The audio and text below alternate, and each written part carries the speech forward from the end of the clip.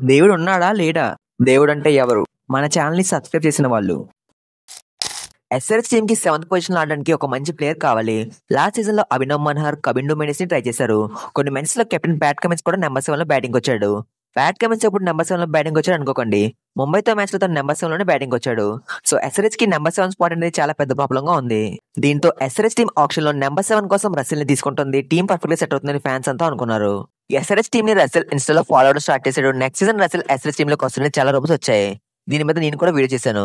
కానీ రసెల్‌కి నా వీడియో నచ్చలేదంట. అందుకే రిటైర్ అయ్యాడు. యాక్చువల్‌గా రసెల్ ఏం చెప్పాడు అంటే ఇన్‌స్టాలో నా పిక్‌ని వేరే టీమ్ జెర్సీతో ఎడిట్ చేసి పెడుతున్నారు.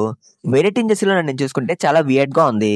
కేకేఆర్ పర్పుల్ జెర్సీ తప్ప నాకేది నచ్చదు. పర్పుల్ అంటే నాకు ప్రాణం అన్నట్టుగా చెప్పాడు. సో రసెల్‌కి అయితే కేకేఆర్‌కి తప్ప వేరే టీమ్‌కి ఆడడం ఇష్టం లేదంట. అందుకే రిటైర్ అయ్యాడు. రసెల్ మీద ఎస్ఆర్‌హెచ్, సీఎస్‌కే, ఆర్‌సీబీ అందరు ఫ్యాన్స్ కూడా జెర్సీలు ఎడిట్ చేసి పెట్టారు. కానీ అందరికీ తను షాక్ ఇచ్చాడని చెప్పాలి. ఒకవేళ ఆప్షన్‌లో రసెల్ మిస్ అయినా మాక్స్‌వెల్‌ని ఆప్షన్‌లో తీసుకొచ్చని కొంతమంది ఫ్యాన్స్ భావించారు అండ్ ఎడిట్స్ కూడా చేశారు. కానీ గ్లెన్ మాక్స్‌వెల్ అయితే ఈ ఐపీఎల్ సీజన్‌కి రిజిస్టర్ చేసుకోలేదు. సో ఈ విధంగా రసెల్ అండ్ మాక్స్‌వెల్ ఇద్దరు కూడా ఎస్ఆర్‌హెచ్ ఫ్యాన్స్ ఆశలు ఆవిరి చేశారు. ఫ్యాన్స్ ఆశలు ఆవిరి చేశారు ఓకే. మరి కావ్య పాప ఫోటో ఎందుకు తమిళంలో పెట్టారు అనుకుంటున్నారా? ఎందుకంటే పాపే నా ప్రాణం. కావ్య పాప భోంచేసావా? దేవుడు ఉన్నాడా? లేడా?